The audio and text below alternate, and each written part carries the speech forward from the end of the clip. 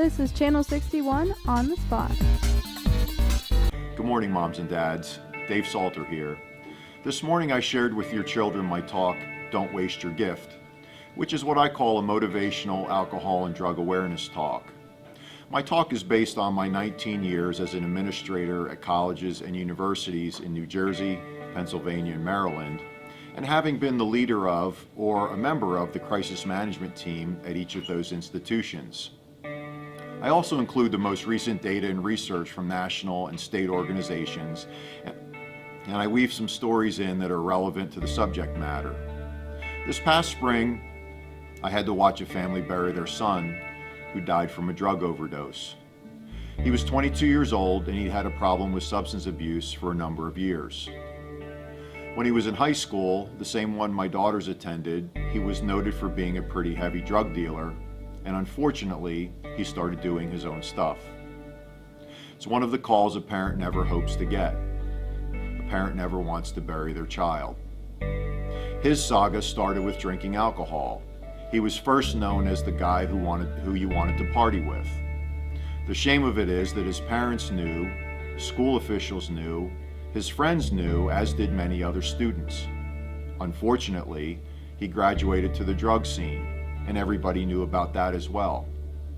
I can't say that I know all of the details about his family history, but I'd say that not one adult did enough to intervene when this kid was starting down the wrong path. Could his parents or the high school football coach or principal prevented him from going down the road he chose? I can't predict that. What I can say is this: all current research on this topic shows without a doubt that you, moms and dads, are the biggest influence on your children. I'll repeat that. Believe me, I know. I have 3 daughters, and sometimes you feel like you're just not that important to your teenager. All of our research over the past 10 years clearly demonstrates that parents have more influence over their children than any other person. This comes from student surveys. This comes from student focus groups. This information is coming from your kids. You still are the most significant influence on your children's lives, not their best friend, not Beyonce or LeBron James. So the sooner you have the talk with your kids about alcohol and drugs, the easier it is to maintain that dialogue. The easier it is for your children to ask you questions or to confide in you. Let's look at some numbers. Nationally, 58% of 12th graders have used alcohol more than once. Nationally, 35% of 12th graders have used marijuana more than once. Amphetamines, Adderall, heroin, and cocaine are the next 4 substances most frequently used. 37% of all children nationally have tried alcohol by age 8. Yes, that's 2nd grade. Approximately 66% of all students have tried alcohol by age 12. That's about 6th grade. In Pennsylvania, nearly 38% of high school students have consumed alcohol within the past month. According to the Pennsylvania Youth Survey, Pennsylvania students use alcohol at a higher rate than the national average for 8th graders, 10th graders, and 12th graders. In the Cumberland Valley School District, the most common substance used by students is alcohol, 35.5%, followed by marijuana at about 12%. Next on the list for CV students is narcotic prescription drugs and prescription stimulants. Now, the reasons our kids are consuming alcohol and drugs haven't really changed from when we were kids. They see other people doing it, so they think it's okay to do it. Peer pressure is the strongest influence on our children's behavior. They see drugs and alcohol glamorized in television shows, movies, video games, and on social media. They want to fit in with the cool crowd. Or they see using drugs and alcohol as an escape from a bad relationship or some challenges they might be facing at school or at home. None of this is rocket science, but if you're not communicating with your child about these things, it makes it difficult to stop the train once it's on the tracks, as I alluded to in my earlier story. This is where I need to address the elephant in the room, and I'm not saying this for any other reason than I want you to be able to do the right thing for your kids. According to national and to state research, 65% of high school students report their number one source for alcohol is friends and family. This isn't like when I was a kid and you tried to sneak into a bar or a liquor store with a fake ID to buy a six-pack of beer. Your kids are either getting their alcohol from your refrigerator in the garage or your wine rack, or friends and family who are 21 years of age or older are purchasing for them. The most alarming part of that data is that 26% of parents are actually supplying alcohol directly to their kids. I know the thinking there is, I'd rather have them try it here with me at home, or I'll host the party so I can supervise. All of those sentiments are completely off base. Number one, it's illegal. Many states and municipalities are strengthening laws regarding this situation. Right now in Pennsylvania, it's a $1,000 fine for the first offense if you're caught supplying alcohol to minors. Subsequent offenses, the penalty increases. But that's not what you should be concerned about. You should be concerned about these facts. According to all medical research, the human brain does not fully develop until at least 23 years of age.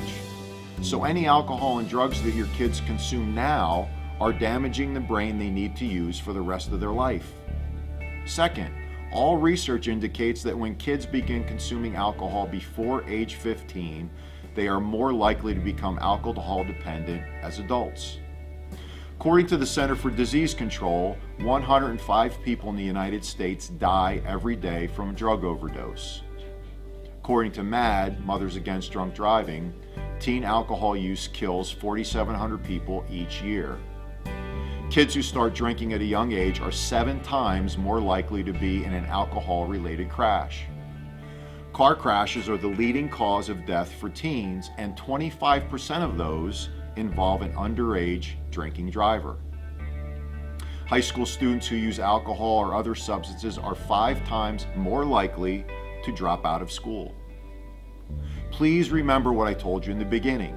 You are the most influential person in your child's life.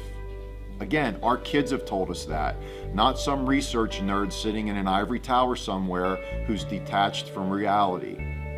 I have 3 daughters who I love very much, and we always haven't seen eye to eye on everything. There is no secret recipe to have this talk with your kids, but you are uniquely qualified to do so because no one knows them better than you do. It's a challenge, it might be awkward, but you need to do it. I can't tell you how, because as you all know, each of our kids is different. Now, my wife is a nurse, so she always had the sex talk with our girls, and since I was a fraternity brother in college, she always thought I was more qualified to have the drinking and drugs talk with our girls. I stumbled and fumbled, but I got through it each time, and each time the subject comes up, it's a little bit easier to discuss once you get past that first time. If you're really struggling to figure out how to approach your child about alcohol and drugs, Mothers Against Drunk Driving has a great resource called The Power of Parents, and it's a free download on how to have this conversation. You can go to www.mad.org. Another great resource is the Pennsylvania Liquor Control Board, which also has a number of free resources for you to access on this topic. They're at www.lcb.pa.gov.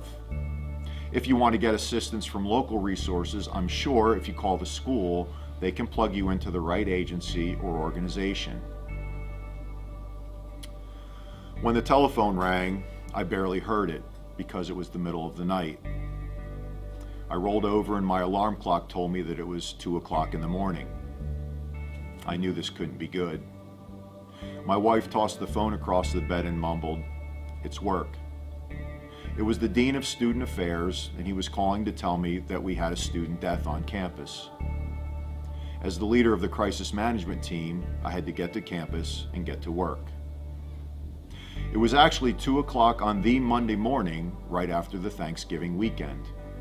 A female student of 19 years old had died of alcohol poisoning. She had returned from her Thanksgiving break Sunday evening, and she proceeded to go to a friend's room where they were doing shots of alcohol. And she unfortunately consumed too many shots. As the father of 3 daughters, my first thought was, I really don't want to be the person on our team who has to call the girl's parents to tell them that their daughter, who they just celebrated Thanksgiving with, would not be coming home for Christmas ever again. I gathered as much information as was available. I organized our committee. When I went back later that morning, I did some additional investigation to try to uncover some more information. I found out that the deceased was an education major with a special education minor. Now, the campus that I worked on at the time was very near to a large urban center with a failing school district, one of the worst in the state. And I wondered, what if this girl could have been a teacher that could have gone into one of those inner city schools and taught those kids how to love math and science? Or what if she used her special education minor and became an awesome special needs teacher in a classroom full of autistic kids? My next thought was, she wasted her gift. Don't let your kids waste their gift. Thank you for your time and attention.